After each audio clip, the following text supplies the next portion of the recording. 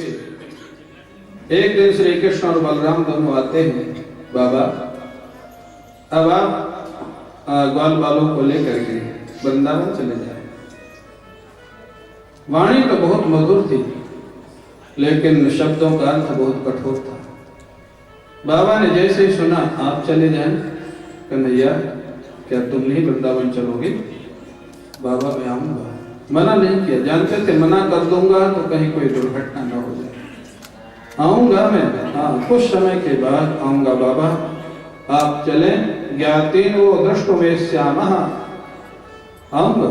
यहाँ भी कह दिया, वहां भी कह के आए थे, जब वृंदावन से गए थे वहां भी कह के आए थे, आयास से इति दौत्य कही आऊंगा। यहाँ भी कह दिया आऊंगा। धन्य है ब्रजवासियों का प्रेम। नंद बाबा ने देखा अगर श्री कृष्ण को यही रहने में आनंद है तो मैं उनके आनंद में बाधा नहीं बनूंगा। नंद बाबा ने यह भी नहीं कहा कि मैं भी यही रहूंगा, और यह भी नहीं कहा कि तुमको साथ चलना ही होगा। ये है प्रेम। ये प्रेम आज दुनिया में कहाँ मिलेगा? जिसको लोग प्रेम प्रेम चिल्लाते हैं वो प्रेम नहीं होता है, वो स्वार्थ होता है।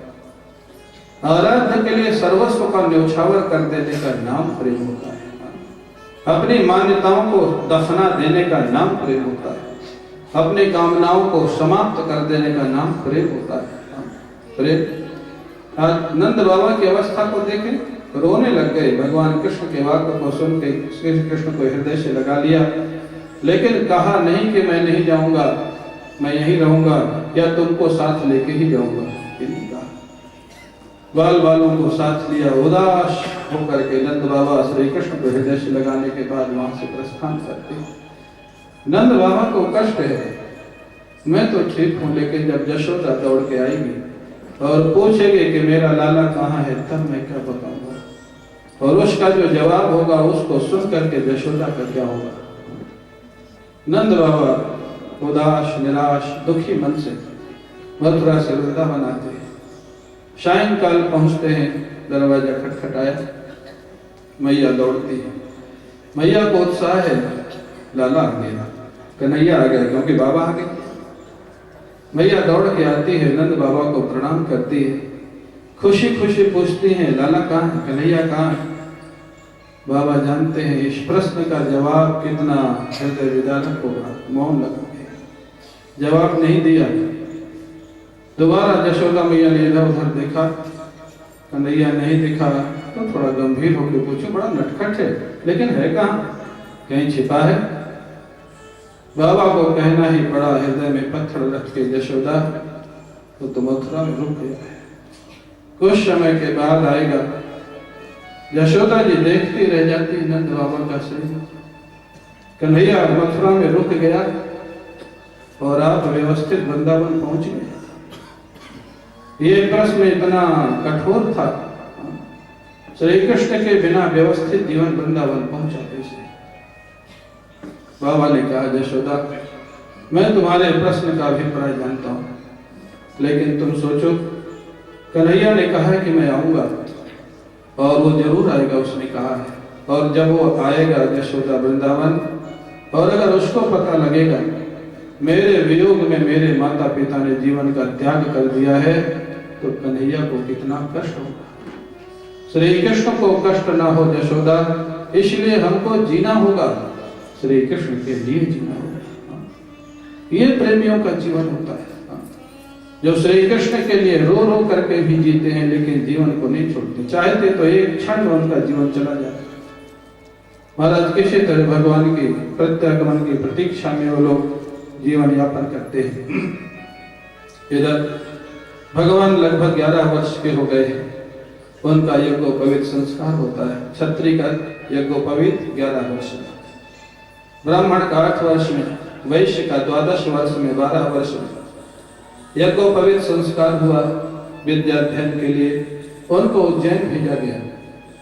उज्जैन में महाराज सांदीपनी गुरु के यहाँ 64 दिनों में सभी विद्याओं का अध्ययन किया।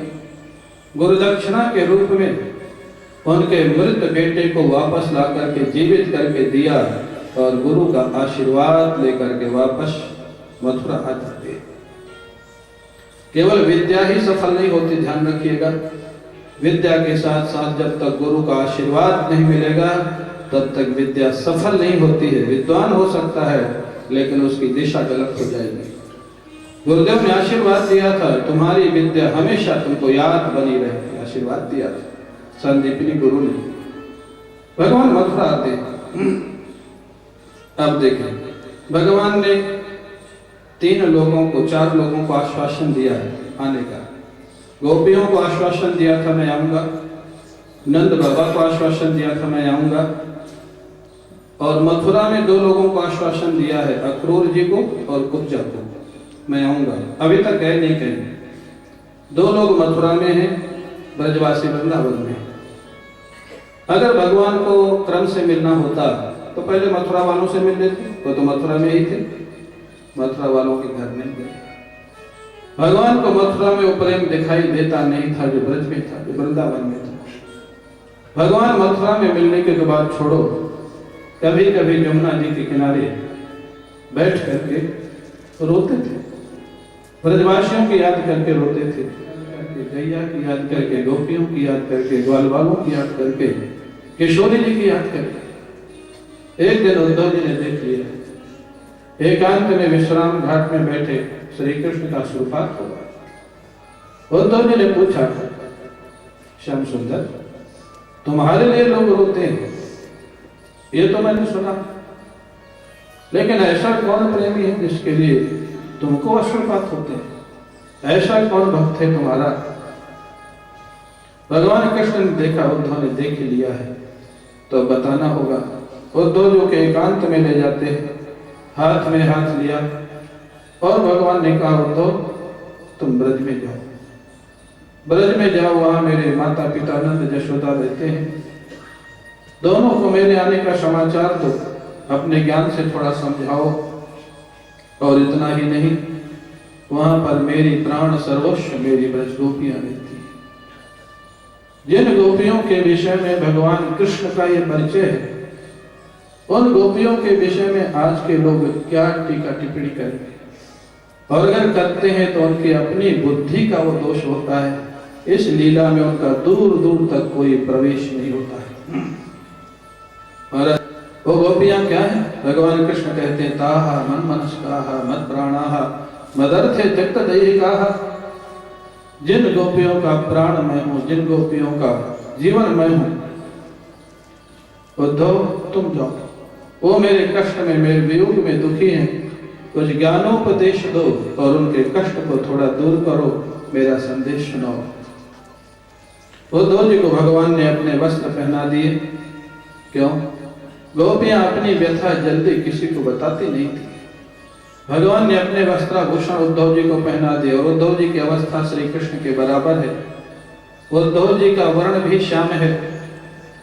भगवान इसलिए पहना है कि उद्धव जी अपने मन की बात गोपियों से जान सकेंगे, गोपियों के मन की बात उद्धव सुन सकेंगे। उद्धव जी को वही रथ दे दिया जिसको अक्रूर को लेके गए थे। उद्धव जी रथ लेके जाते हैं वृंदावन। सायंकाल पहुंचते वृंदावन में देखा, वहां थोड़ा व्यवस्थित सब काम दिखाई दे रहा है। कोई गैया का दूध निकाल रहा है, कोई संध्या वंदन कर रहा है, कोई दीप प्रज्वलन कर रहा है, कोई दधि मंथन कर रहा है। उद्धव जी ने सोचा, ये क्या? भगवान तो कहते थे वृंदावन के लोग अत्यंत कष्ट में है, दुखी है, यहाँ तो सब काम व्यवस्थित चल रहा है। जो भगवान कह रहे थे वो सच है या जो मैं देख रहा हूँ ये सच है? दोनों सच है, दोनों सच है। ये जो उद्धव जी देख रहे थे सच था, लेकिन क्यों सच था? भगवान ने कहा था मैं आऊंगा, लेकिन कब आऊंगा ये नहीं कहा था। इसलिए ब्रजवासी प्रतिदिन अपने घरों की सफाई करते थे, प्रतिदिन चौक बनाते थे, प्रतिदिन बंधनवार लगाते थे, प्रतिदिन माखन निकाल के रखते थे। शायद आज ही हमारा कन्हैया आ जाए तो हमारा घर तैयार होना चाहिए ना, उसके लिए माखन मिलना चाहिए ना। उद्धव जी की बात समझ में नहीं आ रही, ये सच या वो सच? ठीक है, उद्धव जी महाराज बैठे थे नंद भवन के बाहर। एक गोप ने नंद बाबा को सूचना दी। बाबा दौड़ते हुए आते हैं, उद्धव जी को लेकर अंदर जाते हैं। स्नान कराया, भोजन कराया, पलंग में बैठ गए नंद बाबा और उद्धव जी। यशोदा जी तो जब से श्री कृष्ण गए हैं मौन है, किसी से बात ही नहीं करती थी। उनको भी पता लगा श्री कृष्ण का कोई सखा आया है, मित्र आया है। नंद बाबा के पास बैठा है, यशोदा जी भी पास में जाके बैठ गई। श्री कृष्ण का कुछ समाचार बताएगा, सुनाएगा। जानते नंद बाबा ने उद्धव से श्री कृष्ण विषयक प्रश्न नहीं पूछा पहले। बहुत आश्चर्य की बात है। क्यों? अरे जिस श्री कृष्ण की याद में एक एक क्षण क्षण व्यतीत हो रहा था, वो श्री कृष्ण विषयक प्रश्न नहीं पूछा। क्यों? जानते थे श्री कृष्ण की चर्चा चलते ही वेदना और बढ़ेगी। नहीं पूछा। मथुरा के विषय में पूछा, सब लोग सुखी तो हैं, देव की वसुदेव, अच्छा हुआ कंस मार दिया गया तो मथुरा के लोग सुखी हो गए। कंस के उद्धार की घटना श्री कृष्ण को सामने ले आई। न चाहते हुए भी नंद बाबा ने पूछ ही दिया, अपिश मरति नः कृष्णः मातरम सुहृदा सखी नः कृष्ण। हमारा श्री कृष्ण, हमारा लाला, हमारा कन्हैया क्या कभी हमको याद करता है? उद्धव, ये गायों को, ये ग्वाल बालों को, ये मैया को जिसके बिना कभी सोता नहीं था, जिसके बिना खाता नहीं था, ये गोपियों को क्या कभी याद करता है? उद्धव जी को आश्चर्य होता है, समझ में थोड़ा थोड़ा आ रहा है भगवान क्यों असुरपात करते थे। अगर बोलूं कि आएंगे तो झूठ होगा, बोल दो नहीं आएंगे तो इनकी आप स्वयं इतनी विलक्षण दशा है, कोई दुर्घटना हो जाए।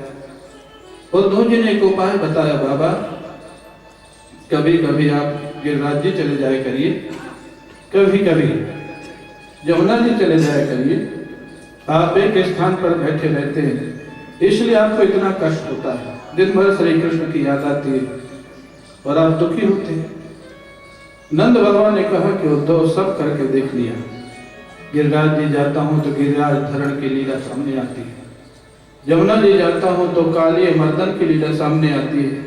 उद्धव, इस वृंदावन में कौन सा ऐसा स्थान है जिसको देख के श्री कृष्ण की याद नहीं आती? कौन ऐसा स्थान जो श्री कृष्ण को भुलाएगा? उद्धव, वो तो कोई देव पुरुष थे, कुछ दिन का हमारा पुण्य था जो थोड़े दिन हमारे साथ रहे, फिर हमको छोड़ के चले गए, रोने लग गए। उद्धव जी सोचते हैं हम क्या समझें? भगवान के लिए अगर कोई दुनिया के लिए रोए तो उसको समझाया जाता है भगवान की याद करो, धीरे धीरे दुख भूल जाएगा।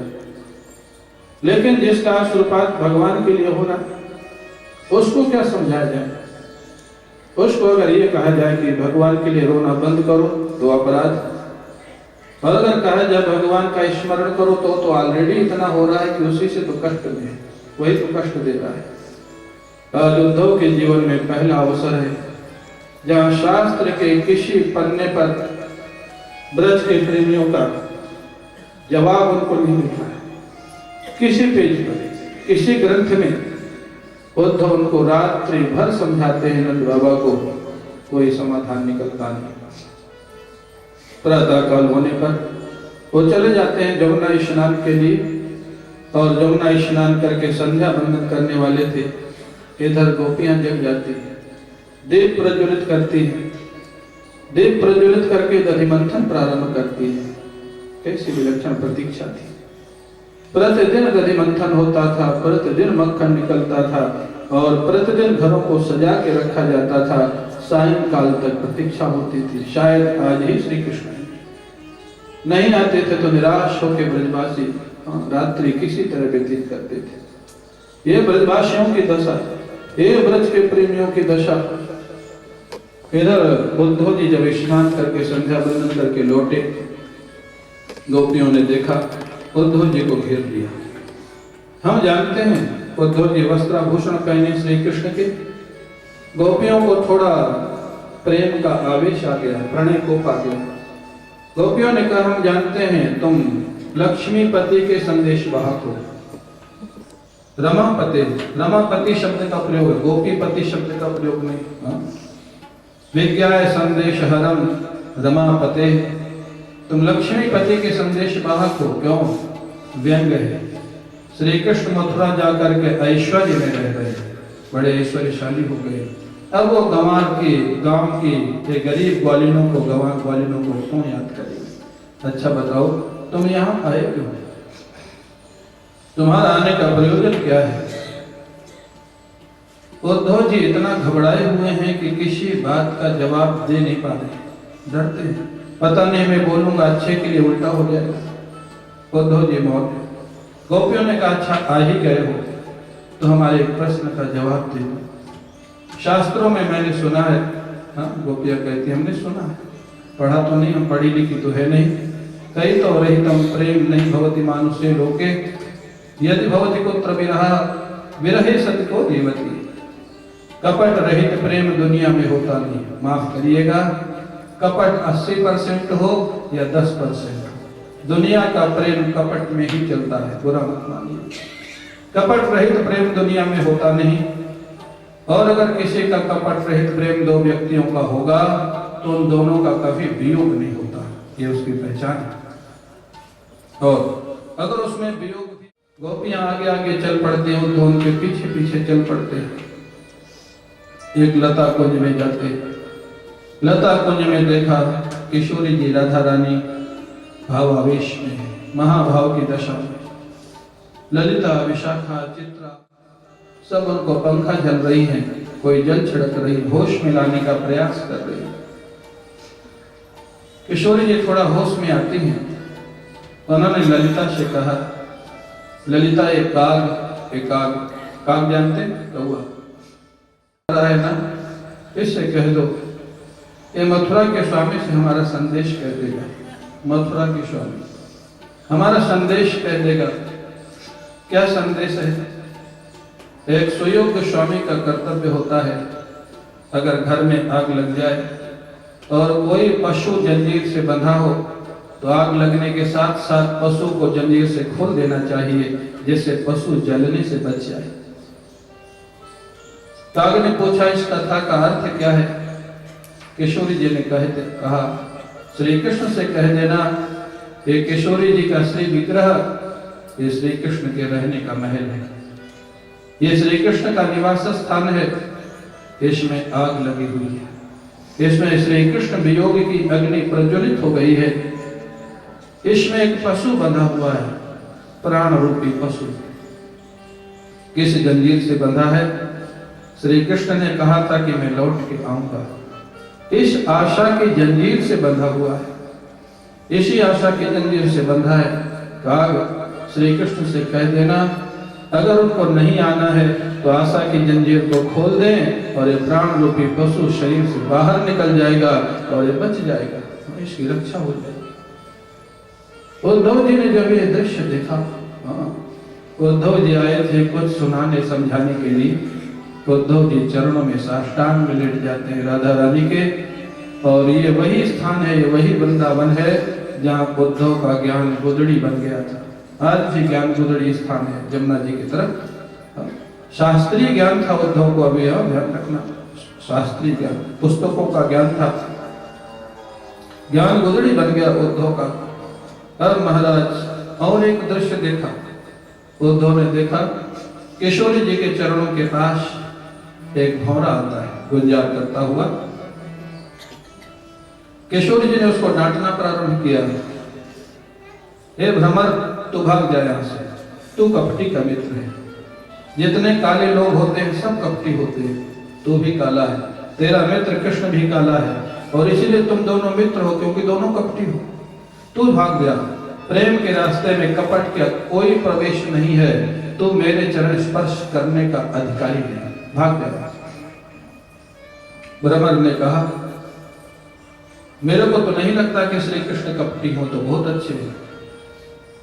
किशोरी जी ने कहा तू अभी अभी उनका भक्त बना है ना, इसलिए तेरे को पता नहीं, हम बहुत पहले से उसको जानते हैं, वो कपट करने के अलावा कुछ करता ही नहीं, उसका काम ही कपट करना है, छल करना है। भ्रमर ने पूछा और कोई दृष्टांत है क्या आपके पास, आपके अलावा किसके साथ कपट किया? किशोरी जी ने कहा दृष्टांत पूछता है, किस युग का दृष्टांत बताऊं? सतयुग का, त्रेता का, द्वापर का, कलयुग का? सतयुग में वो बामन बन करके बलि के साथ कपट किया, क्यों भाई किया कि नहीं किया? किशोरी जी सारे दृष्टांत सुना देती है। सतयुग में बामन बन करके बलि के साथ कपट किया, त्रेता में राम बन करके बाली और शूर्पणखा के साथ कपट किया, और द्वापर में कृष्ण बन करके सारे ब्रजवासियों के साथ कपट किया, और कलयुग में जितने बाबा बने बैठे लोग हैं ना, इनके साथ कपट किया। ये बाबा बने तो उसी के चक्कर में। किस युग में उसने कपट नहीं किया? कपट करना उसका स्वभाव है, और जो भजन करता है उसी को ज्यादा कपट करता है, उसी के साथ छल करता है। चारों युग की घटनाएं बता दी। उद्धव जी घबरा गए, उद्धव जी फिर चरणों में गिर पड़े और कहने लग गए, अब मैं बताऊं, श्री कृष्ण आपके प्राण क्यों नहीं बाहर जाने देते? गोपियों ने कहा हाँ बताओ। बोले अगर तुम्हारे प्राण बाहर चले गए होते तो आज मेरे जैसे उद्धव जैसे लोगों को कृष्ण प्रेम क्या होता है इसकी शिक्षा देने वाला कोई नहीं रहता, इसलिए श्री कृष्ण ने ही तुम्हारे प्राणों को रोका हुआ है, हमारे जैसे लोगों को शिक्षा देने, प्रेम की शिक्षा। कृष्ण प्रेम क्या होता है? हाँ, लोग प्रेम प्रेम चिल्लाते हैं, अरे दुनिया का प्रेम तो छोड़, वहां तो प्रेम होता ही नहीं।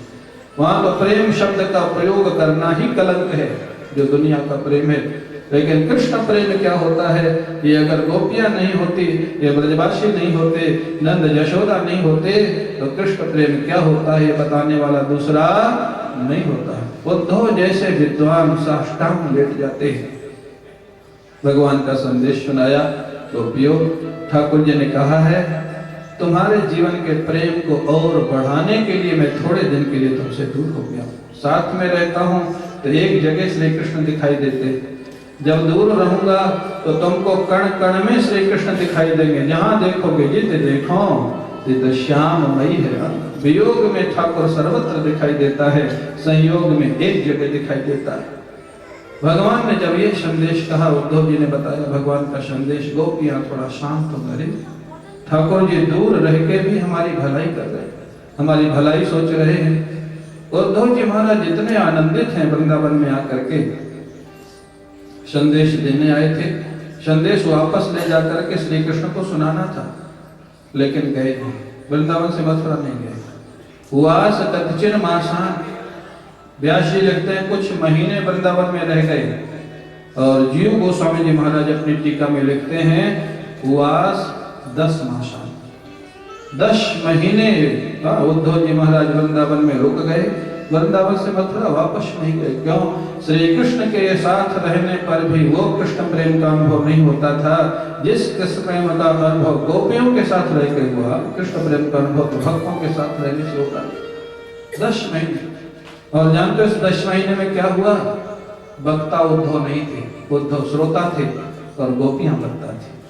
गोपियों से रोज पूछते थे, जो बिना पढ़ी लिखी गोपियां हैं वो शास्त्रज्ञ शिष्य बृहस्पति साक्षात, ऐसे उद्धव को गोपियां कथा सुनाती थी। कथा हमारे आपके जैसे नहीं, उद्धव को जीवन की अनुभव की कथाएं।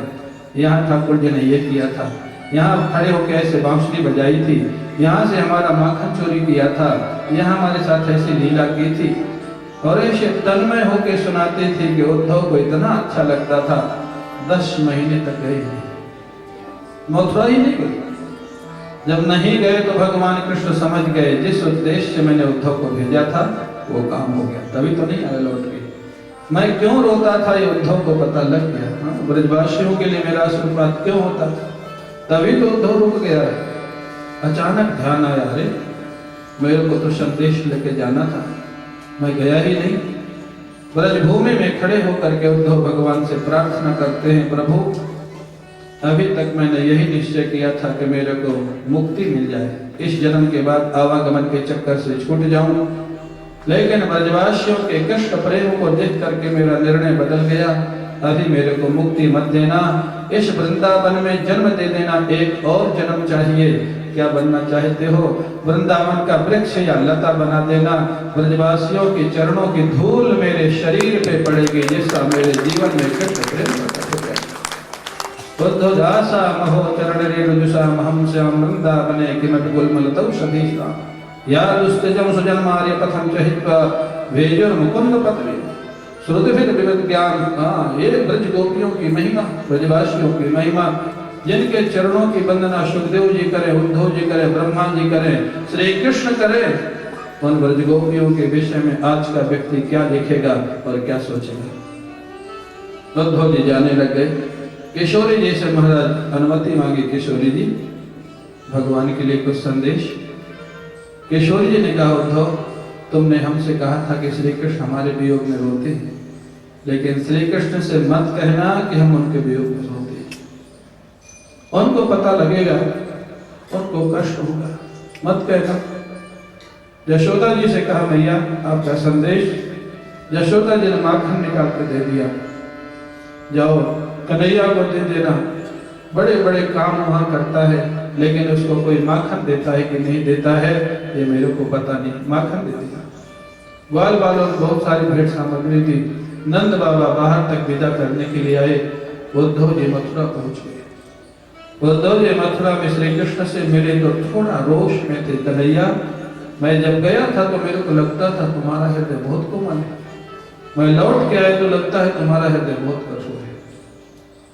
न तुम वृंदावन जाते हो, न ब्रजवासियों को बुलाते हो, तुम इतने कठोर हो कैसे सकते हो कन्हैया। श्री कृष्ण मुस्कुराते हुए बोले, उद्धव मेरे शरीर को ध्यान से देखो, श्री विग्रह को ध्यान से देखो। ध्यान से देखा तो भगवान कृष्ण के एक एक रोम में एक एक गोपी का निवास दिखाई दिया। प्रत्येक रोम में एक एक गोपी बैठी हुई है। तो बहुत ही आश्चर्यचकित होकर देखने लग गए, ये क्या, जो मैंने वृंदावन में देखा वो सच था या ये सच है। भगवान ने कहा, दोनों सच है। वो बहिरंग लीला है, ये अंतरंग लीला है। अंतरंग लीला में मेरा और गोपियों का कभी वियोग नहीं होता है।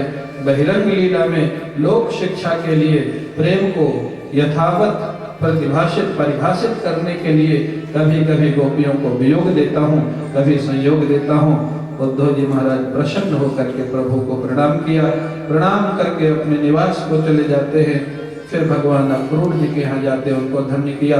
कुब्जा के यहाँ गए, उनको धन्य किया। अक्रूर जी से पांडवों का हर समाचार पूछा, उन्होंने बताया। भगवान ने कहा, तुम जाओ अपने घर, मेरे को क्या करना है मैं करूंगा। इस प्रकार से दसम स्कंध का पूर्वार्ध यहाँ पर विश्राम लेता है। बोले भक्तवत्सल भगवान की, भक्तवत्सल भगवान की। अब आप लोग थोड़ा संकीर्तन करेंगे और उसके बाद भगवान के विवाहों की कथा है और फिर भगवान के विवाह का उत्सव मनाया जाएगा। आप लोग थोड़ा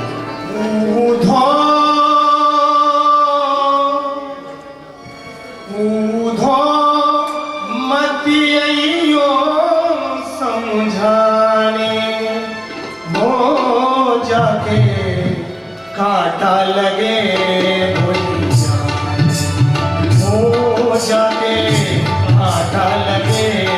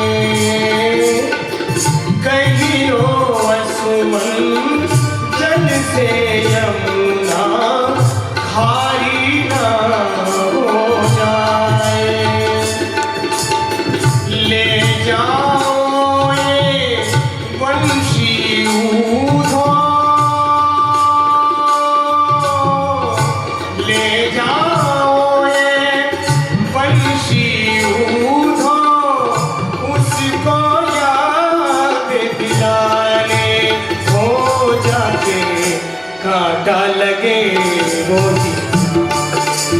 हो जाके कांटा लगे वो ऊधो मत अइयो समझाने हो जाके कांटा लगे वो हो जाके कांटा लगे वो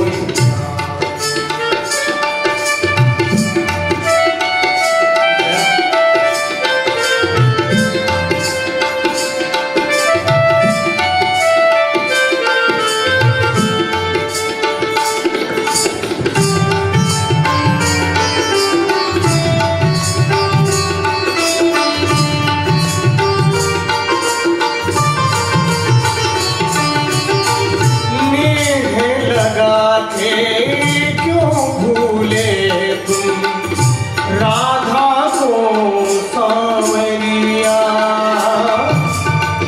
मेरे लगाते क्यों भूले तुम राधा को सांवरिया कान्हा कान्हा रटते रटते बन बन भटे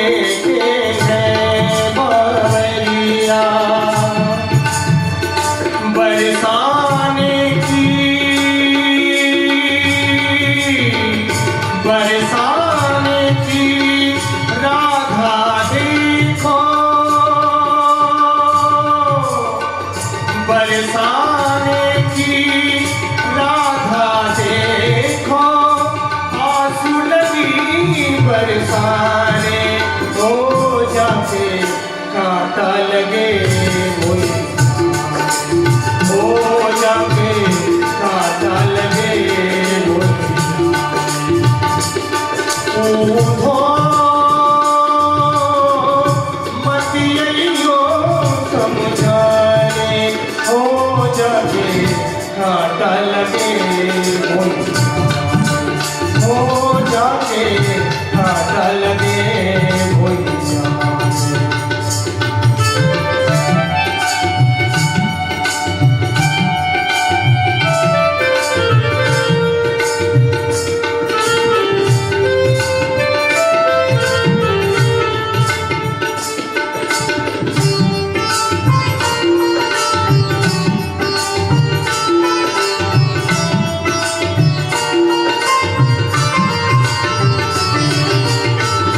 जाए बसे हैं दूर बिरजे के भेजत है संदेशा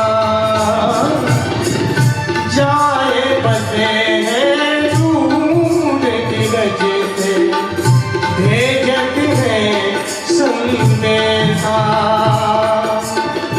हमको कि नहीं के राह तकते हैं रूपा हो गए केशा हमको कि नहीं के राग तकते हैं रूपा हो गए पथराई मैया की अखियाँ पथराई मैया अखियाँ दर्शन उसी का पाने हो जाके कांटा लगे वो हो जाके कांटा लगे ऊधो मत अइयो समझाने हो जाके कांटा लगे वो हो जाके कांटा लगे वो हो जाके